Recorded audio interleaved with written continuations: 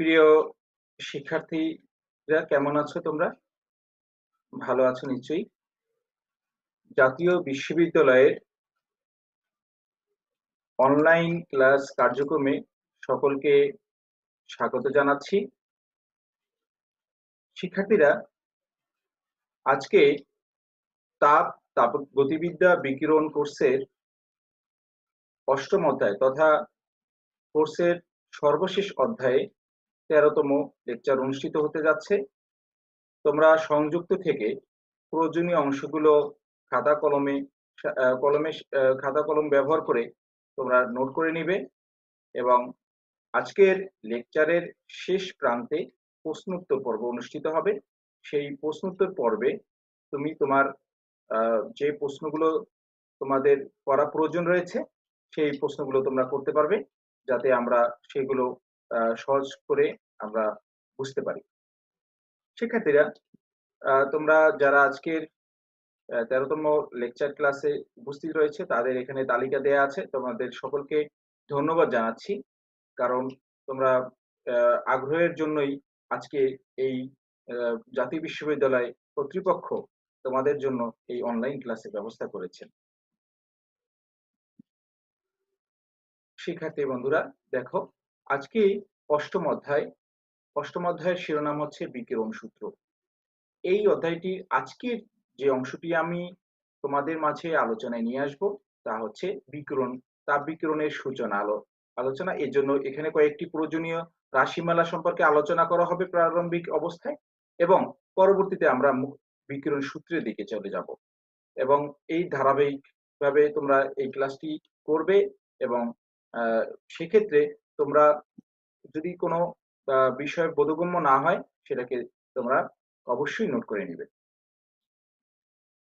শিক্ষার্থীরা, তাপ বিকিরণ, আমরা তাপ সঞ্চালনের ৩টি প্রক্রিয়া সম্পর্কে জানি: পরিবহন, পরিচলন আর বিকিরণ।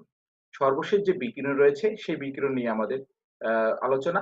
বিকিরণ হচ্ছে এই তাপ স্থানান্তর প্রক্রিয়ার একটি যখন মাধ্যমের প্রয়োজন হবে না, সেই মাধ্যমের ছাড়াই যদি তাপ সঞ্চালিত হয় উষ্ণতর বস্তু থেকে শীতলতর বস্তুর দিকে সঞ্চালিত হয় মাধ্যম ছাড়া, তাকেই বলা হয় তাপ সঞ্চালন, তাকেই বলা হয় তাপ বিকিরণ। ইংরেজিতে বলা হয় রেডিয়েশন। এখন এই তাপ বিকিরণ কিন্তু বিকিরণ দুই আমরা আলোর ক্ষেত্রেও দেখতে পাই বিকিরণ ঘটতে পারে, কারণ আলোর ক্ষেত্রে মাধ্যমের প্রয়োজন হয় না। এই তদ্রূপ মাধ্যমের তাপ পরিবহনের ক্ষেত্রেও এরকম করতে পারে। আর এই প্রক্রিয়ায় যে তাপ সঞ্চালিত হয় তাকে বলা হয় বিকীর্ণ তাপ। তাহলে বিকীর্ণ তাপের সংজ্ঞা যদি পরীক্ষায় আসে, শিক্ষার্থীরা তোমরা কিভাবে বলবা? তাহলে তোমরা এই কথাটা নোট করে নাও, বিকীর্ণ তাপ কাকে বলে। কারণ বিকীর্ণ তাপের যদি বৈশিষ্ট্য পরীক্ষায় সংক্ষিপ্ত প্রশ্ন হিসেবে আসে বিকীর্ণ তাপ বলে, তাহলে লেখো বিকিরণ প্রক্রিয়ায় মাধ্যমের সাহায্য ছাড়া তাপ সঞ্চালনের ফলে যে তাপটি সঞ্চালিত হয় তাকে বলা হয় বিকীর্ণ তাপ। সহজ করে বললে, বিকিরণ প্রক্রিয়ায় যে তাপ সঞ্চালিত হয় উষ্ণ বস্তু থেকে তাকেই বিকীর্ণ তাপ বলে। তাহলে এক্ষেত্রে আমরা জানি যে এখানে মাধ্যমের প্রয়োজন হবে না। শিক্ষার্থীরা, এখন দেখো বিকীর্ণ তাপের বৈশিষ্ট্যগুলো আমাদের এখানে উল্লেখ করা আছে। তোমরা একে একে এইগুলো এখানে দেখো। আমরা যদি এখানে দেখাই, প্রথম যে এখানে দেয়া আছে তোমরা দেখো, প্রথম অংশটা মাধ্যমের প্রয়োজন হয় না, ১ নম্বর বৈশিষ্ট্য। ২ নম্বর হলো প্রতিফলন ও প্রতিসরণের সূত্র মেনে চলে। তৃতীয়ত রয়েছে এটা একটি তড়িৎ চুম্বকীয় তরঙ্গ এবং এটা আলোর বেগে সঞ্চালিত হয়। তোমরা আলোর বেগটা কি কত তা কিন্তু তোমরা জানো। আলোর বেগ 3 × 10⁸ মিটার পার সেকেন্ড।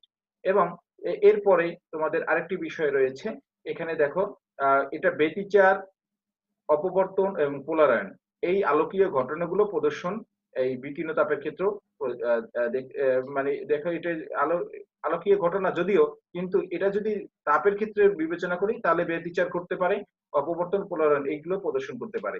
এবং সবচেয়ে আরেকটি বিশেষ বিষয় হচ্ছে বিকীর্ণ তাপ বিপরীত বর্গীয় সূত্র মেনে চলে। তার মানে এটার যদি আমরা ইন্টেন্সিটি আই হয়, সেটা এর দূরত্বের বর্গের ব্যস্তানুপাতে পরিবর্তিত হবে।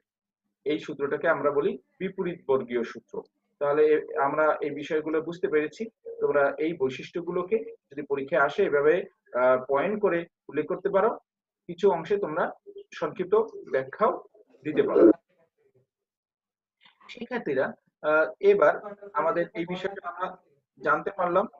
এরপরে আমাদের আরেকটি বিষয় এখানে রয়েছে, সেটা তাপ বিকিরণ।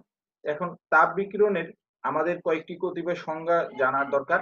এর প্রথমেই আসে যে বিষয়টা, সেটা হলো কৃষ্ণকায়া বা কৃষ্ণ কৃষ্ণকায়া, অথবা আমরা এটাকে কৃষ্ণকায়া বা কৃষ্ণ বস্তু বলি। যে বস্তু তার উপর আপতিত সব তরঙ্গদৈর্ঘ্যের বিকিরণ শোষণ করে তাকে বলা হয় কৃষ্ণ শোষণ করে তাকে বলা হয় কৃষ্ণ বস্তু বা কৃষ্ণকায়া। তার মানে একটি বস্তু তার উপরে আপতিত যত প্রকার তরঙ্গদৈর্ঘ্যের বিকিরণ আসবে তা শোষণ করে নিতে পারবে, তাহলে তাকে বলা হয় ব্ল্যাক বডি বা কৃষ্ণকায়া। এখন আদর্শ কৃষ্ণ বস্তু কাকে বলে? আদর্শ কৃষ্ণ বস্তু কাকে বলে? যে বস্তু তার উপরে আপতিত সকল দৃশ্য ও অদৃশ্য বিকীর্ণ তাপশক্তির সব অংশই শোষণ করবে, কোনো অংশ প্রতিফলন বা সঞ্চালন করবে না। তার এইটাকে আমরা যদি গাণিতিকভাবে দেখাই, তাহলে শিক্ষার্থীরা তোমরা এভাবে দেখাতে পারো। এই যে এটার ক্ষেত্রে আমরা সাধারণত জানি যদি এ আর প্লাস টি ইকুয়াল টু 1, আমরা এটা প্রবাবিলিটি যদি দেখাই, তাহলে তোমরা এখানে দেখতে পাচ্ছ শিক্ষার্থীরা, এ হচ্ছে অ্যাবজর্পশন কোএফিসিয়েন্ট, তারপর আর হচ্ছে রিফ্লেকশন কোএফিসিয়েন্ট, আর টি হলো ট্রান্সমিটেড কোএফিসিয়েন্ট। এটার মান হচ্ছে 1। অ্যাবজর্পশন মানে শোষণ, আর মানে রিফ্লেকশন, আর টি মানে ট্রান্সমিশন পরিবহন বা সঞ্চালন। তাহলে এই বিষয়টা, তাহলে এইটার মান যখন 1 হবে, তাহলে একটা বস্তুর উপরে যখনই তাপ পড়বে, দৃশ্য অদৃশ্য তাপ পড়বে, তাহলে এই তিনটা ঘটনা ঘটতে পারে। কিছু অংশ কি হবে, অ্যাবজর্ব করবে, কিছু অংশ রিফ্লেক্ট করবে, কিছু অংশ ট্রান্সমিট করবে। এখন দেখা গেল এটা কম বেশি হতে পারে যে কোনো কৃষ্ণ বস্তুর জন্য, কিন্তু আদর্শ কৃষ্ণ বস্তুর ক্ষেত্রে টোটালটাই কি হবে, শোষিত হবে। তার মানে এটার মানও এটা 0 হয়ে যাবে, এই ট্রান্সমিশনটা 0 হয়ে যাবে, শুধু এ এর মানটা থাকবে 1। তাহলে 100% আছে। 1 মানে কি 100% করবে। তাহলে এটাকে কি বলবো, আদর্শ কৃষ্ণ বস্তু। তাহলে আদর্শ কৃষ্ণ বস্তুর সংজ্ঞা তোমরা বুঝতে পেরেছো নাকি? দেখো, যে বস্তু তার উপরে আপতিত সকল বিকীর্ণ তাপশক্তি, যে পরিমাণ তাপশক্তি তার উপর আপতিত হবে পুরোটাই কি হবে, শোষণ করবে, কোনোটা রিফ্লেকশনও করবে না, ট্রান্সমিটও করবে না। তাহলে তাকেই বলা হচ্ছে পারফেক্ট ব্ল্যাক বডি। উদাহরণ হিসেবে এটা পরীক্ষায় আসে। উদাহরণ হিসেবে যে কোনো একটি ব্ল্যাক বডির যদি বর্ণনা দিতে চাই, তাহলে আমরা এখানে একটি ব্ল্যাক বডির বর্ণনা তোমরা চিত্রে দেখতে পাচ্ছ। এই ব্ল্যাক বডির বর্ণনা হচ্ছে ফেরিস ব্ল্যাক বডি বা ফেরির কৃষ্ণকায়া। তাহলে ফেরির কৃষ্ণকায়ার গঠন পরীক্ষায় আসে। তোমরা চিত্রটা লক্ষ্য করছো, এখানে একটা ছিদ্র থাকবে, এইচ এর এখানে একটা ছিদ্র রয়েছে। এর বিপরীত দিকে, তাহলে এটার ব্যাখ্যাটা করার ক্ষেত্রে তোমরা কয়েকটি সংক্ষিপ্ত পয়েন্ট তোমরা লিখতে পারো বই থেকে। আবার বই কাছে থাকলে সেখান থেকে দাগিয়ে নিতে পারো। তোমরা এটুকু লিখতে পারো যে ফেরির কৃষ্ণ বস্তু মূলত দ্বিদেয়াল বিশিষ্ট একটি ফাঁপা গোলক। এখানে দেখো একটি দ্বিদেয়াল বিশিষ্ট একটি ফাঁকা গোলক। গোলকের ভিতরের দেয়াল ভূষাকালির প্রলেপ থাকে। এই যে এখানে ভিতরে যে দেয়াল থাকবে এটা ভূষাকালি, এই দেয়ালটা থাকবে ভূষাকালির একটা প্রলেপ। এই জায়গায় একটা প্রলেপ দেওয়া থাকবে, ঠিক আছে, চারদিকে একটা প্রলেপ দেওয়া থাকবে। আচ্ছা, দুই দেয়ালের মধ্যবর্তী বায়ু শূন্য থাকবে, এই জায়গাটা ফাঁপা থাকবে। হ্যাঁ, এই দুইটা লেয়ার আছে না, এই একটা আর একটা, এই দুইটার মধ্যে একটা ফাঁকা জায়গা থাকবে। এবং এই গোলকের একদিকে একটি ছিদ্রপথ এইচ থাকবে, এই যে ছিদ্রপথ এইচ রয়েছে, এখানেও ছিদ্রপথটা দেখানো আছে, দুইটা চিত্র একইভাবে দেয়া আছে। এখন ছিদ্রপথ থাকবে, তাহলে এবং এর বিপরীত দিকে, ঠিক ছিদ্রের বিপরীত দিকে একটা শঙ্কু আকৃতির একটা জায়গা থাকবে। শঙ্কু আকৃতি বুঝো, যে কৌণিক আকৃতির, এভাবে শঙ্কু। এই যে এটা দেখো, এটার বিপরীত দিকে এই যে এখানে, আর এটার বিপরীত দিকে এখানে, এই যে এখানে, ঠিক আছে। তাহলে এভাবে সংকৃত ভাবে একটা কৌণিক অবস্থা থাকবে, ঠিক আছে। তাহলে এখান থেকে এখন এই ছিদ্রপথ এইচ মানে শঙ্কুকৃতির জায়গাটা হলো পি, আর এটা হলো এইচ। এখন ও ছিদ্রপথ বিকিরণ সরাসরি প্রবেশ করে, ও তো এখানে না, এখানে আমরা এইচ দিয়েছি। এই ছিদ্রপথে বিকিরণ সরাসরি প্রবেশ করে গোলকের ভিতরের দেয়ালে বারবার প্রতিফলিত হবে, বারবার এখান থেকে প্রতিফলিত হবে, কারণ একবার এখানে পড়বে, একবার এখানে যাবে, এইটা আবার এখানে ধাক্কা খাবে, কারণ প্রত্যেকটাই ভূষাকালের প্রলেপ দেয়া আছে, চারদিক থেকে রিফ্লেকশন হবে। এটাকে বলা হয় পর্যায়ক্রমিক রিফ্লেকশন, রিফ্লেকশন অনুষ্ঠিত হবে। এভাবেই কেবল ছিদ্রপথে কৃষ্ণ বস্তুটির করবে, কারণ এখান থেকে লাস্টে এখান থেকে চারদিক থেকে রিফ্লেকশন হয়ে এখান থেকে কিন্তু আবার বের হয়ে যাবে। তার মানে আমরা দেখতে পেলাম কি, যে আমাদের যে আদর্শ কৃষ্ণ বস্তুর যে বৈশিষ্ট্য সেটা কি, তার উপরে যত আলো আসবে সেটা পুরোটাই কি হবে, তাপ আসবে সেই পুরোটাই কিন্তু রিফ্লেকশনের পর ব্যাক করে দিচ্ছে। কিছু অংশ কিন্তু রিফ্লেকশন হচ্ছে না, শোষণও হয় না, নষ্ট হয় না, অপচয় হয় না। তাহলে এটাই আমরা একটি পারফেক্ট ব্ল্যাক বডির ক্ষেত্রে দেখতে পাই। তাহলে এই বর্ণনাটা তোমরা দেখতে পাবে এই চিত্রটা দিয়ে, পরীক্ষায় যদি আসে সংক্ষিপ্ত প্রশ্নে আমার মনে হয় তোমরা উপস্থাপন করতে পারবা। একদম সহজভাবে কথাটা বলা আছে, তোমরা এটা নোট করে নাও। শিক্ষার্থীরা, আমরা পর্যায়ক্রমে আরেকটি বিষয় আছে বিকিরণ ক্ষমতা সম্পর্কে আমাদের ধারণা দরকার। তাহলে এখানে তোমরা বিকিরণ ধারণার নোট করে নাও, এটা একটি সংজ্ঞা। তাহলে এটা কিভাবে আছে? কোন বস্তুর প্রতি একক ক্ষেত্রফল থেকে একক সময়ে যে পরিমাণ তাপ লম্বভাবে বিকীর্ণ হয়। এখানে তোমরা নিচের একটা চিত্র দেখতে পাচ্ছ। আ আ নিচের চিত্রটি তোমরা লক্ষ্য করো। আ এখানে আলো আসবে। এখানে একটা ওয়াল আছে। এটা থেকে লম্বভাবে যদি এই যে এখানে যদি তাপ থাকে, এটা হিট। এটা হলো টার্গেট। এখান থেকে আলো এদিক দিয়ে তাপ, বিকীর্ণ তাপ সোজা যাচ্ছে। তাহলে একক ক্ষেত্রফলের মধ্যে দিয়ে ১ সেকেন্ডে যে পরিমাণ তাপ সঞ্চালন হয়। একদম সহজ কথা। ঠিক আছে? এখন প্রতি সেকেন্ডে একক ক্ষেত্রফলের মধ্য দিয়ে যে পরিমাণ তাপ সঞ্চালিত হয় লম্বভাবে তলটা যেভাবে আছে তার সাথে লম্বভাবে। তাহলে একেই আমরা বলছি আর কিছুই নয়, বিকিরণ ক্ষমতা বা ইমিসিভ পাওয়ার। এটাকে সাধারণত আমরা ই দিয়ে প্রকাশ করে থাকি। আমরা এভাবে স্মল ই দিয়ে প্রকাশ করতে পারি, আবার ক্যাপিটাল ই দিয়েও প্রকাশ করতে পারি। তার মানে এটা আমরা ক্ষমতার সাথে তুলনা করা যায়। কারণ হচ্ছে এটা কিন্তু একটা কথা বলা আছে একক সময়। তার মানে শক্তিকে সময় দ্বারা ভাগ করলে কি পাওয়া যায়? পাওয়ার। তা কিছু ক্ষেত্রে এটাকে আমরা পি দিয়ে প্রকাশ করতে পারি। আ ঠিক আছে? এই। এবার শিক্ষার্থীরা দেখো, আপেক্ষিক বিকিরণ ক্ষমতা, রিলেটিভ ইমিসিভ পাওয়ার। তাহলে কোন বস্তুর বিকিরণ ক্ষমতা এবং আদর্শ কৃষ্ণ বস্তুর বিকিরণ ক্ষমতার অনুপাতকে বলা হয় উম, আপেক্ষিক বিকিরণ ক্ষমতা। তাহলে আপেক্ষিক বিকিরণ ক্ষমতাকে আমরা এভাবে দেখাতে পারি। আপেক্ষিক এটাও আমরা এভাবে প্রকাশ করতে পারি, প্রাইম ইকুয়াল টু এটা পারফেক্ট ব্ল্যাক বডির রেডিয়েশন। আর যে কোনো বস্তুর তুলনা করার ক্ষেত্রে মনে করো তোমার কাছে একটা ব্ল্যাক বডি আছে যেটা আদর্শ না, তাহলে তার বিকিরণ ক্ষমতা এবং আদর্শ কৃষ্ণ বস্তুর বিকিরণ ক্ষমতা দুইটাকে যদি ভাগ করে দাও, তাহলে যে মান পাওয়া যাবে তাকে বলা হবে রিলেটিভ। তাহলে এটার ক্ষেত্রে আমরা আর ব্যবহার করব। তাহলে এটা হলো হচ্ছে যে কোনো বস্তুর বিকিরণ ক্ষমতা, আর হলো আদর্শ কৃষ্ণ বস্তুর, তাহলে এটা আই আদর্শ কৃষ্ণ বস্তুর বিকিরণ ক্ষমতা। তাহলে এভাবে আমরা পেতে পারি। তাহলে আমাদের এটাও হয়ে গেল। তোমরা এটা নোট করতে পারছো মনে হয়। তাহলে এটা হলো মানে কি, রিলেটিভ ইমিসিভ পাওয়ার। যে তাহলে এখান থেকে আমরা ভাগ করে এটা পেতে পারি। শিক্ষার্থীরা, আ তোমরা এই বিষয়গুলো নোট করে নাও। এখানে চিত্রটার দেখতে পাচ্ছ যে এখান থেকে সোর্স থেকে আমাদের এই সোর্স থেকে আ তাপ যাচ্ছে, বিকীর্ণ তাপ যাচ্ছে, এখানে লম্বভাবে যাচ্ছে। তারপর এখান থেকে এই ৩ টা অংশ কাজ করে, একটা রিফ্লেকশন হয়, ট্রান্সমিট হয়, একটা এমিট হয়। এমিটটা কি? এমিট হলো বিকিরণ। এই যে রেড সাইন দেয়া আছে। আর বাকি ২ টা ট্রান্সমিট। ট্রান্সমিট মানে কি? এখান থেকে এখানে পরিবহন হলো। এই তল দ্বারা এখান থেকে এখানে পরিবহন হলো। আর রিফ্লেক্ট মানে কি? এখানে পরিবহন হয়ে আবার বাধা পেয়ে এদিকে গেল। মানে যেমন সূর্য থেকে এই তলের উপরে আসলো, আবার এটা বাধা পেয়ে এদিকে চলে আসলো। রিফ্লেকশন। এই ৩ টা ঘটনা ঘটে। এই। এখন দেখো, আমাদের বিকিরণ যদি হয় তার তো শোষণও ঘটবে। তাহলে এই শোষণ ক্ষমতাটা আসলে আমরা কিভাবে সংজ্ঞায়ন করতে পারি? তাহলে কোন বস্তুর শোষিত এবং আপতিত বিকীর্ণ তাপের অনুপাতকে শোষণ ক্ষমতা বলা হয়। তাহলে বস্তুর শোষিত যে পরিমাণ তাপ শোষণ করে নেয়, আর এটার উপরে যে পরিমাণ তাপ আগে আসবে তার পরিমাণটা পার্সেন্টেজটাই হচ্ছে শোষণ ক্ষমতা। এবার আসো প্রেসার অফ রেডিয়েশন বা বিকিরণ চাপ। তাহলে বিকিরণ চাপ কি? এটা সম্পর্কে আমাদের ধারণা দরকার। তাহলে আমরা এখানে বিকিরণ চাপের ধারণাটা নিতে পারি। তোমরা এখানে দেখতে পাচ্ছ বিকিরণ চাপ। আ তাহলে এটা কিভাবে বলা যায়? তাহলে আপতিত বিকিরণের জন্য কোন কৃষ্ণ বস্তুতে সৃষ্ট চাপকে বিকিরণ চাপ বলে। চাপ জানো, চাপ কাকে বলে?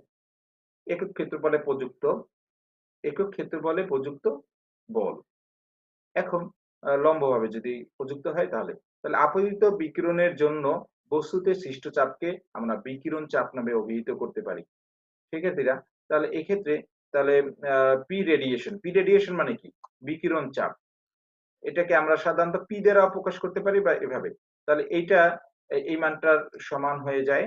এখানে দেখতে পাচ্ছি এই মানটা, এখানে এই মানটা কোথা থেকে আসে? আমরা যদি এটাকে দেখাই, এটা 1 3 আমরা কিছুক্ষণ পরে আমরা স্টিফেনের সূত্র দেখব। এটা আর কিছুই না। এটা শক্তির যে হয় এই শক্তি কোনটি? যে পরিমাণ তাপ একটি বস্তু থেকে বিকিরণ হয়ে বের হয়ে যাচ্ছে, বিকিরিত হয়ে বের হয়ে যাচ্ছে, বিকীর্ণ তাপের পরিমাণ। তাহলে সেটা 3 ডাইমেনশনাল কেসের জন্য এই পরিমাণের হয়। এটা গাণিতিক ব্যাখ্যা রয়েছে, কারণ AT⁴ এইটা কোথা থেকে আসে আমরা কিছুক্ষণের মধ্যেই আমরা সেখানে যাচ্ছি। তাহলে তোমরা এভাবে এটা নোট করে নাও। তাহলে P রেডিয়েশন 1/3 U/G। তাহলে এই পরিমাণ মানটাকে আমরা পেতে পারি। তাহলে আমাদের বিকিরণ চাপের ধারণা হয়ে গেল। তো বিকিরণ চাপকে আমরা সহজভাবে, তোমরা যদি কেউ এখনই যদি সংজ্ঞাটা দিতে চাও তাহলে দিতে পারো। খুব সহজে কথাটা একবারে সহজ ভাষায় বলা আছে। আপতিত বিকিরণের জন্য যে পরিমাণ আপতিত বিকিরণের জন্য কোন বস্তুতে সৃষ্ট চাপ, একটা বস্তুতে একটা চাপের সৃষ্টি হয়। এটাই হলো বিকিরণ চাপ।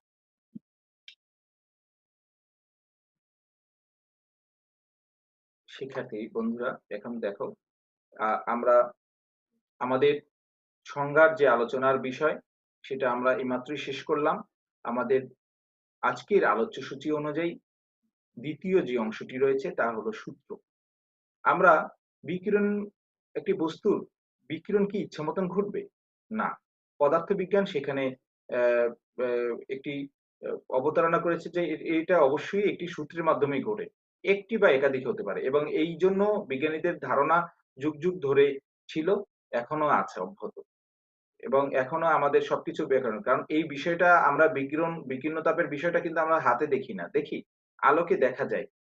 তাপ আমাদের শরীরে অনুভব করা যায়। কিন্তু আমি তো দেখি না যে তাপটা আসতেছে। তাহলে এইটার ব্যাখ্যা করার জন্য আমাদের বিজ্ঞানীদের বিভিন্ন সময় বেদ রয়েছে এবং মতবিরোধও হয়েছে। তাহলে সেই বিষয়গুলো আমরা পর্যায়ক্রমিকভাবে দেখব। এরই ধারাবাহিকতায় আমাদের ১ম এই যে বিষয়টি সম্পর্কে এখানে আসছে সেটা হচ্ছে স্টিফেন বোলজম্যানের সূত্র। স্টিফেন বোলজম্যান ২ জন বিজ্ঞানী। আ স্টিফেন আর হলো বোলজম্যান। তারা আসলে মূলত সূত্রটি দিয়েছিলেন বিজ্ঞানী স্টিফেন, এবং এর ব্যাখ্যা দিয়েছিলেন বিজ্ঞানী বোলজম্যান। এজন্য সূত্রটি যেহেতু ২ টা বিষয়ই আমাদের একত্রে দরকার, আ সূত্রটিও দরকার এবং তার গাণিতিক ব্যাখ্যাও দরকার। এজন্য ২ জনাকে নামের তাদের অনারে সম্মানার্থে আমরা স্টিফেন বোলজম্যান সূত্র করে থাকি। এখন এটার মূল বিষয়টি কি? আমরা বিকীর্ণ তাপের বা বিকিরণ ক্ষমতার কথা জানি যে একটি বস্তু থেকে মনে করো এই একটা বস্তু গরম করা হলো। এর থেকে তাপ বের হয়ে যাচ্ছে। তাপ বের হয়ে যাচ্ছে। এখন এটা লম্বভাবে যায়। তাহলে এখানে একটা তল যদি আমরা কল্পনা করি, এখানে আমরা একটা যদি তল নিই, তাহলে তলের একক ক্ষেত্রফলে এখানে দেখো, এখানে একক ক্ষেত্রফলে এখানে একক ক্ষেত্রফলে যে পরিমাণ তাপ আ পাওয়া যাবে সেটাকে আমরা এখন, এটা কি হয়? এটাকে আমরা বলছি, ইংরেজিতে যদিও বলা আছে এখানে, আমরা spectral radiant existence leaving a black body is proportional to the fourth power of its temperature। সূত্রটা কি দাঁড়াচ্ছে? তোমরা ইংরেজি না বাংলা ভাবে উপস্থাপন করো। এখানে আমরা এটা দেখো। তাহলে is proportional to 10 T⁴। তার মানে কোন কৃষ্ণ বস্তু থেকে একক সময় যে পরিমাণ তাপ বিকিরণ হবে তা ওই বস্তুতে তাপমাত্রার চতুর্থ ঘাতের চতুর্থ ঘাতের সমানুপাতিক। মানে 4th পাওয়ারের সমানুপাতিক হবে। মানে যে টেম্পারেচার হবে, মনে করো 10 কেলভিন আছে, 100 কেলভিন আছে। তাহলে 100 কেলভিন হলে তার পাওয়ার যদি 10⁴ আনি, তাহলে ওই পরিমাণ শক্তি এর থেকে তাপ শক্তি বের হবে। ক্লিয়ার? আমার মনে হয় খুবই কঠিন কিছু নেই। এই একটা বস্তু মনে করো, কৃষ্ণ বস্তু। এটার তাপমাত্রা হলো T। তাহলে এটা তাপমাত্রা কেলভিন তাপমাত্রা যদি T হয়, তাহলে এইটার থেকে কি পরিমাণ তাপ সঞ্চালিত হবে ১ সেকেন্ডে একেক সময়, সেটার পরিমাণটাই স্টিফেন তার সূত্রের মাধ্যমে বলেছেন। এখন এই ধ্রুবকটা যদি উঠিয়ে দিই, সেখানে একটা সিগমা ধ্রুবক আসে। মানে এই প্রপোর্শনাল সাইন। প্রপোর্শনাল সাইনটা উঠিয়ে দিলে এখানে ধ্রুবক আসে। এই ধ্রুবকটিকে আর কিছুই নাই, স্টিফেনের ধ্রুবক বলা হয়। স্টিফেনের ধ্রুবকের মান তোমাদের কুইজ প্রশ্নে প্রায়ই আসে। ঠিক আছে? এটার মান তোমাদের আ আমাদের জানা প্রয়োজন। তাহলে 5.7 × 10⁻⁻8 watt per metre square kelvin to the power -4। এই মানটা এখানে তোমরা ব্যাখ্যা আমি করছি, সেখানে দেখো এই মানটা আছে, তোমরা লিখে নাও। স্টিফেন বোলজম্যানের মানটা মনে রাখবা 5.67 × 10⁻8 watt per metre square kelvin to the power -4। ঠিক আছে? তাহলে এক্ষেত্রে শিক্ষার্থীরা তোমরা দেখো, তাহলে এখন আমরা বলছি একক সময়, তাহলে পাওয়ার রেডিয়েন্ট এটা ওয়াটস এ পাওয়া যাবে। তাহলে 1 সেকেন্ডে যেহেতু, তো সেই জন্য এটা পাওয়ার আসে পি। তাহলে এটাকে যদি আমরা করি, তাহলে ইমিসিভিটি এটা ই দ্বারা প্রকাশ করলাম। ইমিসিভিটি কি? মানে বিকিরণ ক্ষমতা, এটাকে ই দ্বারা প্রকাশ করলাম। ওই যে আমরা এই কিছুক্ষণ আগে দেখলাম। আচ্ছা। আর সিগমা কি? ধ্রুবক। আর স্টিফেনের সারফেস এরিয়া, এরিয়া একক সময় যদি এরিয়া যদি যে সারফেস হবে তার এরিয়া গোলক হয়, তার এরিয়া যদি এ হয়, তাহলে এ সাধারণত কি 4 পাই আর স্কয়ার হয়। 4 পাই আর স্কয়ার। এভাবে আমরা দেখাতে পারি এটা। আর টি টু দি পাওয়ার 4 এখানে টেম্পারেচার কেলভিনে। তাহলে এভাবে হয়। আর স্টিফেনের ধ্রুবকের মান বসিয়ে দিলে আমরা একটা বস্তু থেকে কি পরিমাণ তাপ বের হবে তাপমাত্রার মাধ্যমে এটা জানতে পারি। এটা কার ব্যাখ্যা ছিল? স্টিফেনের ব্যাখ্যা ছিল। তাহলে তোমরা এটা নিশ্চয়ই নোট করতে পারছো। তোমরা এই তোমাদের আমি ৩০ সেকেন্ড সময় দিচ্ছি। তোমরা এই বিষয়টা তুলে নাও এবং প্রয়োজনীয় অংশগুলো লিখে নাও।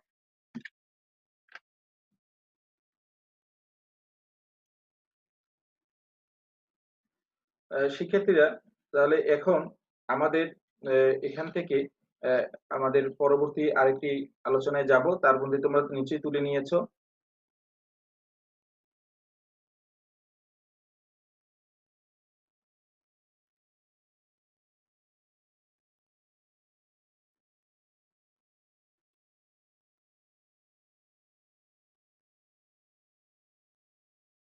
আচ্ছা। তাহলে তোমরা তুলে নিয়েছো। এখন শিক্ষার্থীরা, আমরা আ এর পরের একটি আলোচনায় যাব। এবার দেখো কারশফস ল। তাহলে ধারাবাহিক তোমরা সূত্রগুলো ধারাবাহিকভাবে লিখে নাও। আ নোট করার প্রয়োজন, তাহলে এটা লিখে নাও। কারশফের সূত্র। কারশফের সূত্রটি কিসের উপর নির্ভর করে? এগুলো আমি এখানে ইংরেজিতে বলা আছে, আমি এটার ব্যাখ্যা তোমাদের এখানে দিয়ে দিচ্ছি। তোমরা এভাবে লিখে নাও। এখানে একটি বস্তু দেখতে পাচ্ছ, যার তাপমাত্রা হচ্ছে T, কেলভিন তাপমাত্রা T। বস্তুটি এখানে দেয়া আছে কেলভিন টু, এখানে তাপমাত্রা হলো T। ঠিক আছে? আ এখানে দেয়া আছে। এখন এই কারশফ বলছে, এখানে তোমরা লেখো আ যে এই সূত্রটি বিজ্ঞানী কারশফ 1859 সালে 1859 সালে সর্বপ্রথম আ আ পরীক্ষা করে এই সূত্রটি প্রতিষ্ঠা করেন এবং এটা বিকিরণ ক্ষমতা এবং শোষণ ক্ষমতার মধ্যে একটা সম্পর্ক স্থাপন করেন। তোমরা বিকিরণ ক্ষমতা এবং শোষণ ক্ষমতা জেনেছো নাকি? আ এর মধ্যে সম্পর্ক স্থাপন করেন। এই সূত্রকে আ কারশফের বিকিরণ সূত্র বলা হয়। তাহলে কারশফের বিকিরণ সূত্রের বর্ণনাটা তোমরা এভাবে নোট করে নাও যে নির্দিষ্ট তাপমাত্রায়, লিখে নাও। নির্দিষ্ট তাপমাত্রায় এবং একই তরঙ্গদৈর্ঘ্যের পরিসরে, একই তরঙ্গদৈর্ঘ্যের পরিসরে কোনো বস্তুর বিকিরণ ক্ষমতা ও শোষণ ক্ষমতার অনুপাত একটি ধ্রুবক সংখ্যা। অনুপাত একটি ধ্রুবক সংখ্যা এবং আদর্শ কৃষ্ণকায়ের বিকিরণ ক্ষমতার সমান। তার মানে কি? তাহলে একটি একই তাপমাত্রা এবং নির্দিষ্ট তরঙ্গদৈর্ঘ্যের পরিসরে কোনো বস্তুর বিকিরণ ক্ষমতা এবং শোষণ ক্ষমতার অনুপাত একটা ধ্রুবক সংখ্যা হয় এবং এই ধ্রুবক সংখ্যাকে ধ্রুবক সংখ্যা ধরা হয় এবং তা আদর্শ কৃষ্ণ বস্তুর জন্য বিকিরণ ক্ষমতার সমান হয়ে থাকে। তাহলে এই সূত্রটি হচ্ছে কারশফের বিকিরণ সূত্র। এখন কারশফের বিকিরণ সূত্র আ জানা, তোমরা বুঝতে পারছো। তাহলে এইটাকে আমরা দেখাই, তোমাদের এখন এটাকে যদি আমরা দেখি, তাহলে এখানে দেখো উম এ এ এ এইটাকে এইটা এটা আর এইটার ক্ষেত্রে দেখো, তাহলে এটা ধ্রুবক হলে একটা ধ্রুবক টার্ম আসে। তাহলে এই ক্ষেত্রে অ্যাবজর্পশন কোএফিসিয়েন্ট হলো ইমিসিভ কোএফিসিয়েন্ট। এদের দুইটার মান কি আমরা একটা ক্ষেত্রে সমান হতে পারে। তাহলে এই ক্ষেত্রে আমরা এটা দেখাতে পারি। তাহলে এইটাই হলো আমার মূল বিষয়। তোমরা নোট করতে পারছো তো? তার মানে এটাকে যদি আমরা ই ল্যামডা বাই এ ল্যামডা এভাবেও দেখাতে পারি ইকুয়াল টু ধ্রুবক। এটা লিখতে পারো কনস্ট্যান্ট বা ধ্রুবক। এটাই হলো কারশফের সূত্রের মূল বিষয়। তার মানে আমরা একটি কথায় যে বিকিরণ ক্ষমতা শোষণ ক্ষমতার অনুপাতে একটি ধ্রুবক সংখ্যা হয় এবং তা আদর্শ কৃষ্ণ বস্তুর বিকিরণ ক্ষমতার সমান হয়ে থাকে। এই ধ্রুবক মানটা কৃষ্ণ বস্তুর সমান হয়ে থাকে। শিক্ষার্থীরা তোমরা নোট করা শেষ হয়েছে নিচ্ছি। এবার তোমরা আসো আমাদের অন্যতম গুরুত্বপূর্ণ একটি আলোচনা পরীক্ষার ক্ষেত্রেও এবং এটা জানার ক্ষেত্রে, সেটা হলো সৌর ধ্রুবক, সোলার কনস্ট্যান্ট। সোলার কনস্ট্যান্ট কি? আচ্ছা, আমরা সূর্য থেকে তাপ ও আলো পাই। এখন এই সূর্য থেকে যে তাপটা আসে সেটা আমরা বিকীর্ণ তাপ বলি।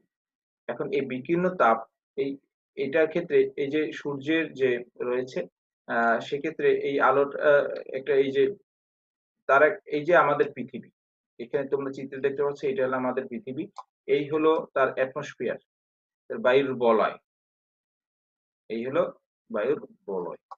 ঠিক আছে? এখন সূর্য থেকে তাপটা এভাবে আসছে। এখন আসলে এই সোলার কনস্ট্যান্টের মান আমরা হিসাব করে বের করতে পারি। এই মানটা আসে কম বেশি হতে পারে। অ্যাপ্রক্সিমেট ভ্যালু এখানে হিসাব করার একটা প্রক্রিয়া আমরা এর নিচে দেখতে পাচ্ছি। সেক্ষেত্রে এখন এটা হিসাব করার প্রেক্ষিতে আমাদের এটার প্রারম্ভিক একটা সংজ্ঞায়ন করতে পারি। সংজ্ঞাটা আমরা সোলার কনস্ট্যান্টকে আমরা স্বাভাবিকভাবে জি সোলার কনস্ট্যান্ট এসসি এভাবে প্রকাশ করতে পারি। এখন এটার সংজ্ঞা যদি আমরা দিতে পারি এভাবে তোমরা নোট করে নাও, এটা গুরুত্বপূর্ণ। আমি হয়তো প্রশ্ন উত্তর পর্বে প্রশ্নও করতে পারি সেক্ষেত্রে, তোমরা এটা নোট করে নাও। একটি কৃষ্ণ বস্তু প্রতি মিনিটে একক ক্ষেত্রফল হলে সূর্য থেকে যে পরিমাণ হতে শোষিত বিকীর্ণ তাপকে সৌর ধ্রুবক বা সোলার কনস্ট্যান্ট বলে। ঠিক আছে? এটার মান এভাবে আসে। তাহলে কত 13,680 ওয়াট পার মিটার স্কয়ার। এটার একক হলো ওয়াট পার মিটার স্কয়ার। তাহলে একটি কৃষ্ণ বস্তু প্রতি মিনিটে একক ক্ষেত্রফলে সূর্য থেকে শোষিত কৃষ্ণ বস্তুর যে পরিমাণ, এই বস্তুটা কিন্তু কোথায় থাকবে, কিভাবে থাকবে? এটা পৃথিবীর বরাবর সোজা থাকবে, লম্বভাবে থাকবে। আলোটা সূর্য থেকে যেভাবে আসবে তার সাথে লম্বভাবে থাকবে। পৃথিবীতে এমনভাবে অবস্থান করতে হবে সরাসরি। তাহলে সেখানে মনে করো পৃথিবীর পৃষ্ঠের উপরে লম্বভাবে রাখছো, আলোটা এভাবে আসতেছে। বুঝছো কথাটা? তাহলে এভাবে এটা কথাটা বলে নিতে পারো। তাহলে একটি কৃষ্ণ বস্তু প্রতি মিনিটে যে পরিমাণ একক ক্ষেত্রফলে সূর্য থেকে শোষিত বিকীর্ণ তাপকে সৌরধ্রুবক বলে।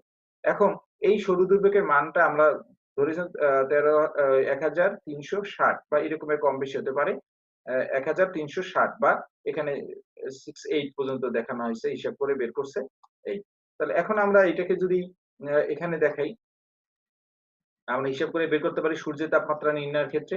সূর্যের তাপমাত্রা পরীক্ষায় আসে যে নির্ণয় করার পদ্ধতি দেখাও। তাহলে স্টিফেনের সূত্র থেকে আমরা জানি একটা বস্তু থেকে এই পরিমাণ তাপ বিকীর্ণ হতে পারে। এই বস্তুটা হিসেবে সূর্যের থেকে যে পরিমাণ তাপটা বিকীর্ণ হচ্ছে, এখানে দেখো সূর্য থেকে যে পরিমাণ তাপ বিকীর্ণ হচ্ছে ছড়িয়ে পড়ে তার দিকে, হ্যাঁ?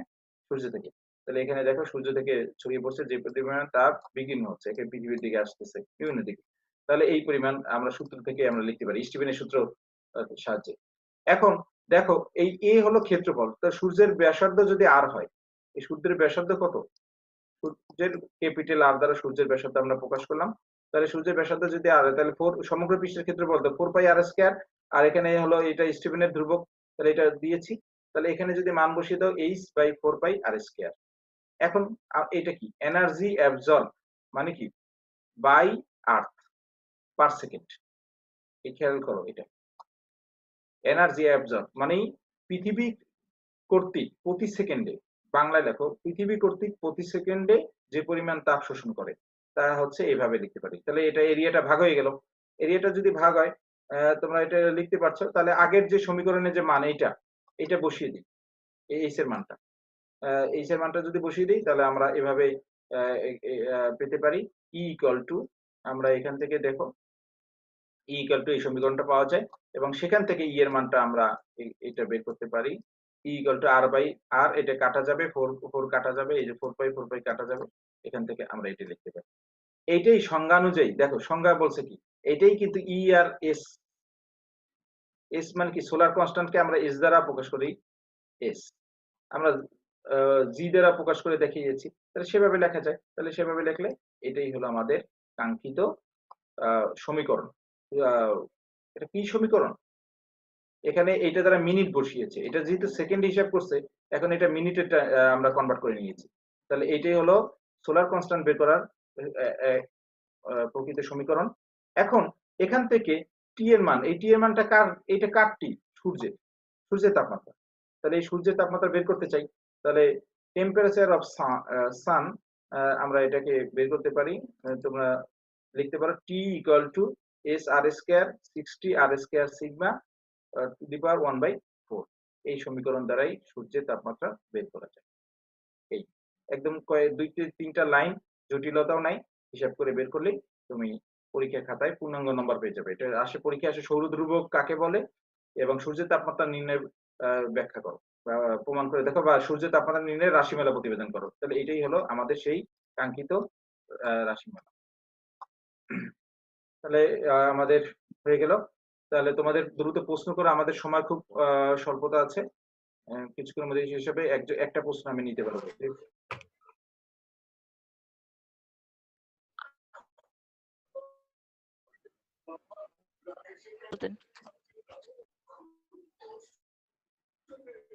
তোমাদের মধ্যে কেউ প্রশ্ন করতে চাও? সাউন্ডটা বাড়িয়ে নিতে হবে। বিপরীত বর্গীয় সূত্রটি আচ্ছা ঠিক আছে, বুঝতে পারছি ইশরাত, আমি তোমার প্রশ্ন বুঝতে পেরেছি। বিপরীত বর্গীয় সূত্রের কথাটা বলতে, হ্যাঁ, বিপরীত বর্গীয় সূত্র I ইকুয়াল টু 10⁻1/r²। তার মানে একটি বস্তু, কৃষ্ণ বস্তু আছে, এর থেকে তুমি যত কাছে হবে, এখানে যে তাপটা পাবা, বিকিরণ তাপ দূরত্বের সাথে সাথে বর্গের অনুপাতে পরিবর্তিত হয়, দূরত্বের বর্গানুসারে পরিবর্তিত হয়, দূরত্ব যদি আর হয়, তার মানে দূরত্ব যত বাড়বে সেটার ক্ষেত্রে, এখন দেখো কৃষ্ণ বস্তুটা যদি আকারে বড় হয়, তার থেকে যে তাপটা পাচ্ছ সেটা কি কম পাবে, এখন আর এর মানটা যত বাড়বে আই এর মানটা তত কমবে, এটা হলো ইন্টেন্সিটি অফ হিট, এটার মানটা কমে যাবে, এই হলো বিষয়। তাহলে তোমরা এটা বিষয়টা মনে করবে, এটা হলো তাপের তীব্রতা বা এটাকে তোমরা তীব্রতা বা প্রাবল্য হিসেবে চিহ্নিত করতে পারো, আর এটা হলো দূরত্ব, কারণ তোমরা জানো যে দূরত্ব বাড়লে এমনিতে তাপের প্রভাব কমে যাবে। তাহলে তোমাদের আর প্রশ্ন নিচ্ছি না, সময় কিছুক্ষণের মধ্যে আমাদের টাইম আউট হয়ে যাবে। তোমরা সংযুক্ত ছিল, সবাইকে ধন্যবাদ জানাচ্ছি। আমি, তোমরা শুধু বলো যে স্টিফেনের দুর্ভোগের মান কত, একজন তোমাদের মধ্যে থেকে বলতে পারো স্টিফেনের দুর্ভোগের মান, কেউ একজন বললে ভালো হয়। Sir, 5.67 into 10 to the power minus 8 watt meter square per Kelvin, Kelvin মানে inverse 4. Kelvin to the power -4, হ্যাঁ ঠিক আছে, গুড। তাহলে এককটা লিখতে হবে, কিন্তু পরীক্ষায় যদি আসে একক যদি না লেখো তাহলে কিন্তু এটা, কারণ ফিজিক্সে এককহীন যে কোনো কিছু রাশি কিন্তু আমরা ভিত্তিহীন মনে করি, ঠিক আছে। আচ্ছা, আরেকটি প্রশ্ন যদি আমি বলি, সৌর ধ্রুবক কাকে বলে? ইয়ামিন, তুমি কোথায় আছো? তুমি যদি সংযুক্ত আছো, হ্যাঁ ইয়ামিন সংযুক্ত আছো, তুমি বলো সৌর ধ্রুবক কাকে বলে?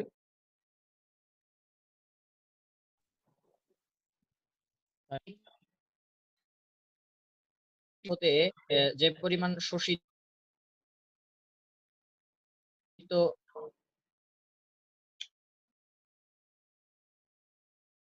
তাপ বিকিরণ করে তাকে আচ্ছা, তোমরা বুঝতে পারছি, কিন্তু ধ্রুবক বলে। আমাদের নেটওয়ার্কের সমস্যা।